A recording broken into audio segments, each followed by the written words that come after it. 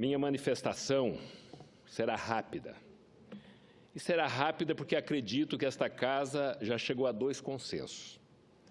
O primeiro, sobre a necessidade de atualizações no Simples Nacional, o regime tributário diferenciado e simplificado, introduzido pela Lei Complementar número 123 de 2006.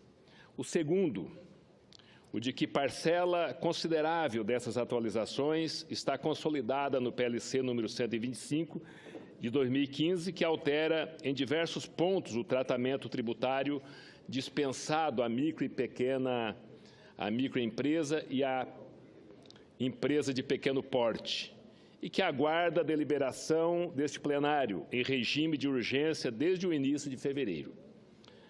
Se chegamos a esses dois consensos, que aprovemos sem mais demora o PLC 125 de 2015. A proposta é resultado de quase 8 anos de discussão na Câmara dos Deputados, onde foi aprovado por unanimidade.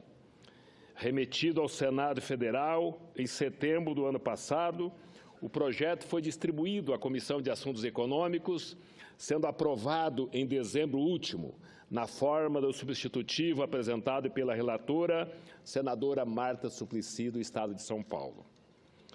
As alterações são inúmeras e são positivas. Aumentam a abrangência do regime por meio da elevação dos limites de enquadramento e da inclusão de novos beneficiados, como as empresas simples de crédito, as organizações da sociedade civil e o pequeno empreendedor do meio rural. Instituem a progressividade dos tributos, o que corrige o problema do desestímulo ao crescimento das empresas. Simplificam procedimentos de inscrição e baixa. Melhoram condições de parcelamento de débitos, autorizam a utilização de regimes aduaneiros especiais e incentivam a exportação.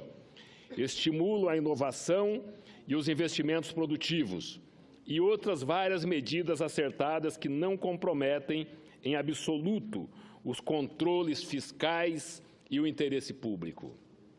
Enfim, promovem-se alterações que fomentam o empreendedorismo, que incentivam a regularização e a formalização e que contribuem não apenas para a retomada do crescimento econômico, porque tanto ansiamos, mas também para a recuperação do emprego, de que este país anda tão necessitado.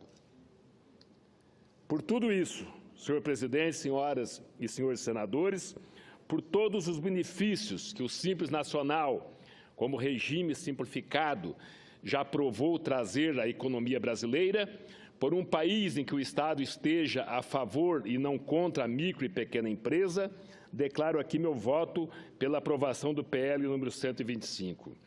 Ainda falando sobre o Simples, falo do Simples Rondônia, criado no meu governo, e que tem sido um verdadeiro sucesso. Conversei ainda hoje com o presidente do Simples estadual, do Simples, Sindicato da Pequena e Microempresa do Estado de Rondônia, e também vice-presidente nacional, Leonardo Euler Sobral, e estávamos a discutir essa proposta, esse projeto que está a ser aprovado aqui no Senado Federal. Segundo Leonardo Sobral, presidente do Simples Rondônia e vice-presidente nacional, ele me diz que são 119 empresas ativas em Rondônia, entre grandes, médias e pequenas, micro, né? Dessas 119, 112 mil são micro e pequenas empresas, sendo delas 43 mil do MEI, do microempreendedor individual, o que é um verdadeiro sucesso. A grande maioria das empresas do meu estado, e creio que do Brasil hoje, que são as que mais geram emprego no Brasil, são micro e pequenas empresas e os empreendedores individuais. Então, nós temos que o Senado Federal, o Congresso Nacional, tem por obrigação de criar, de formular, de aprovar leis que beneficiem essa categoria tão importante para o desenvolvimento do nosso país, tão importante para o meu estado e tão importante para todo o Brasil. Aí eu recebo aqui, senhor presidente, um documento do Simples Nacional e também do Simples do meu estado, Rondônia, que eu falei que ia fazer esse pronunciamento, e eles, mais que já mandaram um documento aprovando partes desse projeto, mas discordando também, que é justo, né, a discordância em outras partes. Eu vou ler aqui o documento que eu recebi agora há pouco do Leonardo Sobral, também em consonância com o presidente nacional. A pedido do nosso vice-presidente nacional e presidente do Simples de Rondônia, Leonardo Euler Sobral, com as considerações de nosso presidente nacional e presidente do Simples de São Paulo, senhor José Cury, encaminho algumas considerações a respeito do PLS 125. O PLS 125, cuja relatora é a senadora Marta Suplicy, traz alterações para a LC 123, que se aumenta o teto do faturamento no Super Simples, de 3 milhões e 600 mil para até 4 milhões e 800 mil reais. 4 milhões e 800 mil.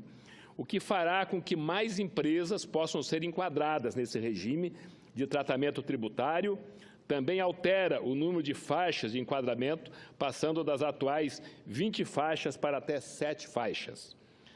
Essa diminuição promove, a partir dos faturamentos maiores, um aumento na carga tributária para as micro e pequenas empresas. A partir dos R$ 800 mil de faturamento anual, o empresário terá de fazer cálculos para a tomada de decisão se enquadrará sua empresa no Super Simples ou se vale a pena recolher os impostos pelo regime de lucro presumido ou lucro real. Outra questão importante para os micro e pequenos empresários tem a ver com a substituição tributária, principalmente sobre o ICMS. Em nenhum momento toca-se nesse assunto no PLS 125. Qual que é a sugestão do presidente nacional do Simples Rondônia, Leonardo Sobral, e do presidente nacional, José Cury? Que pelo menos pense-se em um grupo de trabalho, provavelmente no âmbito do CONFAS, para discutir a substituição tributária que tanto afeta as micro e pequenas empresas do Brasil. Como nem todo projeto, senhor presidente, é perfeito, nem todo projeto é perfeito, sempre agrada, às vezes agrada mais do que desagrada, às vezes desagrada mais do que agrada. O Paim está ali, que é um defensor intransigente das causas populares e sociais, mas nem todo projeto nesta área social agrada a todo mundo. Tem, por exemplo, a reforma da Previdência, com certeza absoluta, né? Todas as vezes que foi aprovada uma reforma aqui no Congresso ou em qualquer parlamento do mundo, desagrada mais do que agrada.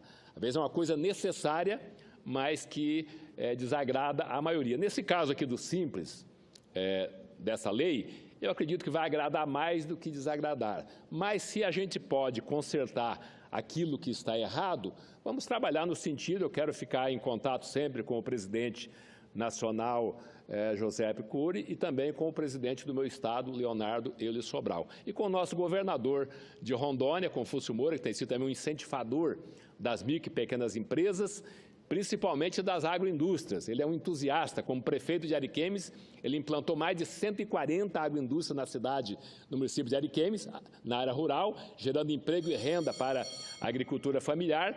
E agora, como governador, já no segundo mandato, a meta dele é chegar a mais de 800 agroindústrias no estado de Rondônia, só nos governos dele, sem falar naquelas que já existiam lá no estado. Como Rondônia é um estado de uma agricultura e uma pecuária fortíssimas, eu acredito que essa meta dele possa ser alcançada. E eu também sou, como já fui prefeito 2 vezes e governador, sou também um entusiasta, né, da criação de agroindústria, de pequenas empresas, porque fui eu que implantei o Simples Rondônia, quando o Fernando Henrique, na época, criou o Simples Nacional, mas de que peça eu aprovei a lei estadual, criando o Simples Rondônia, que começou com 20 mil empresas e hoje tem mais de 100 mil micro e pequenas empresas no estado de Rondônia. Eu vou deixar para finalizar com a visita que farei daqui a pouco ao presidente da República, Michel Temer, onde vou tratar também do Conselho, do Conselhão do Conselho da República, e vou levar uma proposta que falo daqui a pouco, se o presidente me der mais 3 minutos, eu quero conceder uma parte ao nobre senador Gladson Cameli. O senador Valdir Raupp, parabenizar Vossa Excelência pelo seu discurso e dizer que realmente eu conheço o estado de Vossa Excelência, tendo em vista que é o estado vizinho ao nosso estado do Acre, realmente tem uma brilhante uma agricultura fortíssima, uma agropecuária também. Espero que no futuro tão breve o meu estado, o estado do Acre, também possa também ter essa grande economia, né? Porque você sabe o quanto é importante. Mas eu queria aqui só lembrar toda a população de Rondônia, do nosso estado, o estado do Acre também, que está nos assistindo pela TV Senado. Semana passada estivemos no Ministério do Transportes, onde Vossa Excelência com certeza tratava de alguns investimentos para o seu estado, e eu tratava também dos investimentos para o estado do Acre, como, por exemplo, a BR-364, que liga até minha cidade natal, Cruzeiro do Sul, a recuperação dela, que o DENIT irá relicitar o quanto antes o lançamento do CREMA, né, para que ela possa realmente virar uma BR com qualidade. E da BR-317 a sua recuperação, e a nossa querida, grande, famosa ponte sobre o Rio Madeira, né, que dá a oportunidade, senhor presidente, ligar o meu estado, o estado do Acre, aos diversos estados do país, e por que não sair do Acre, da minha cidade natal, Cruzeiro do Sul, e até a Argentina, através da BR-364, onde passa por estado de Vossa Excelência, pelo Mato Grosso, enfim, para demais estados, e que é onde o ministro nos garantiu, juntamente com o diretor-geral do DENIT, que essa obra tão importante, não só para o estado do Acre, mas para o estado de Vossa Excelência e para o Brasil, tendo em vista também, né, senador Raul, porque Vossa Excelência conhece. Nós temos aí a Estrada do Pacífico, né, que você sai daqui de Brasília, podemos chegar até o Porto de Ilo, no Peru. Então, tivemos essa garantia que essas obras não serão paralisadas, e é uma forma de tranquilizar, né, quem está trabalhando na obra, porque precisamos de uma vez por todas construir pontes, não acabar com pontes. Então, era isso que eu queria dizer. Agradeço a parte de Vossa Excelência por esse brilhante pronunciamento que Vossa Excelência faz nessa tarde de segunda-feira aqui em Brasília. Obrigado, senador Cameli. Incorporo vossa parte ao meu pronunciamento. E eu gosto muito de construir pontes. Eu já fui diretor do DR, fui prefeito e governador, construí inúmeras pontes. Mas as pontes mais importantes que possa se construir são as pontes com a sociedade. Eu lembro que uma vez o ex-presidente Bill Clinton, num dos seus discursos de campanha, ele falou 28 vezes a palavra ponte. E não era nem uma ponte física, uma ponte para ligar um rio, uma estrada de um lado ao outro do rio. Era uma ponte com a sociedade americana. Ele se referia à ponte que o governo americano tinha que fazer com a sociedade para poder bem governar os Estados Unidos da América. E assim, eu tenho certeza que, neste momento, o presidente Michel Temer também está a construir muitas dessas pontes com a sociedade brasileira, com o Congresso Nacional, com os poderes constituídos da República e, principalmente, senador Paim, Vossa Excelência também gosta muito de construir pontes também, eu tenho certeza, pontes com a sociedade, pontes de relacionamento. E, senador Cameli, eu tenho certeza, com todo respeito ao ex-governador Jorge Viana, vice-presidente desta casa e colega nosso aqui no Senado Federal, com todo respeito ao governador atual do Acre, ex-senador também e ex-vice-presidente desta casa, senador Tião Viana, que governa hoje o estado do Acre. Mas, Vossa Excelência, quando for governador do Acre, eu tenho certeza que não vai demorar muito, Vossa Excelência vai fazer o que o governador Confúcio fez. Toda vez que Confúcio se elege a algum cargo executivo, antes de assumir, ele percorre o país, vê as melhores práticas administrativas, os melhores projetos e copia, porque o que é bom tem que ser copiado. Ele fez isso quando prefeito 2 vezes da cidade de Ariquemes e fez isso quando se elegeu governador no primeiro mandato e hoje já está no segundo mandato. E até hoje, o governador Confúcio é um homem de visão, é um homem de missão, de visão, de estratégia, e há poucos dias ele saiu lá do estado, ficou 15 dias fora, fazendo um curso de gestão. Olha só, homem que é médico, já foi deputado federal por 3 mandatos, prefeito 2 vezes da cidade de Ariquemes, governador já no segundo mandato, foi secretário de Estado da Saúde lá na década de 80 ainda, no estado de Rondônia, e ainda hoje vai fazer curso de 15 dias para melhor gerir, para melhor governar o estado de Rondônia. Então, Vossa Excelência vai se espelhar, quando for governador, nas boas práticas, e agora a Rondônia ganhou o primeiro lugar, junto com o Espírito Santo e o Ceará, na transparência, quesito transparência do Ministério Público, é um instituto do Ministério Público Federal. Parabéns, Rondônia ficou em primeiro lugar com 10%, que é a nota máxima. Com 10% ficou Rondônia, o Ceará e o Espírito Santo. E depois foram descendo os outros estados. Então, para nós é um orgulho muito grande, né, o que o governador Confúcio Moura está fazendo lá no estado de Rondônia.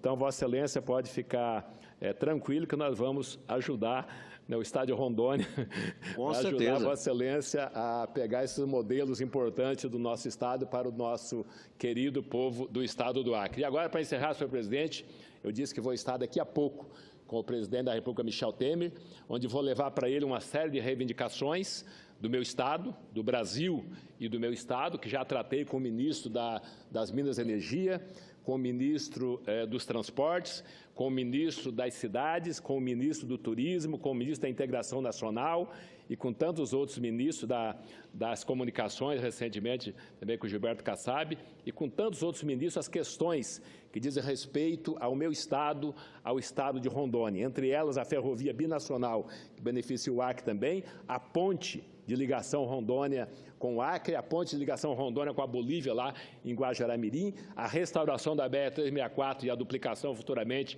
a concessão da BR-364 de Comodoro, Mato Grosso, que é a região da soja, até Porto Velho, a restauração da BR-425, já está em fase de conclusão, da BR-435, da BR-174, da BR-421 e, mais precisamente, também a restauração imediata e completa da BR-364, que é a espinha dorsal do estado de Rondônia. Mas poderia estar aqui inúmeras outras ações, como o Porto de Porto Velho, a dragagem da hidrovia, que tratei agora há pouco com 2 diretores da ANTAC, a dragagem da hidrovia Madeira Amazonas, né, Porto Velho, a Itacoatiara, onde tem o porto que atraca os navios de grande calado. Enfim, é uma série de obras que a gente tem tratado sempre com o governo federal, com os ministérios, e eu vou voltar a tratar com o presidente da República, porque já tratei com os ministros de Estado. E agora, encerrando mesmo, senhor presidente, eu vou levar também uma proposta ao presidente da República que coloque um membro, um integrante do Simples Nacional, do Simples Nacional, do Sindicato das Micro e Pequenas Empresas, no Conselho da República, já que elas são mais de 80% dos empregos no Brasil e também, por que não dizer, da produção e da renda, as micro e pequenas empresas do nosso Brasil, por direito, né, seria muito justo que tivesse também um representante no Conselho da República, que o presidente está a instalar, o famoso conselhão que foi criado, acho que no governo do presidente Lula, não sei se já do Fernando Henrique, mas foi muito forte no governo do presidente Lula, e da presidente Dilma deu uma esvaziada um pouco nesse conselho, mas acho que é muito importante para auxiliar, inclusive o Congresso Nacional, auxiliar o governo, né, nos projetos importantes para a nossa nação. Muito obrigado, senhor presidente.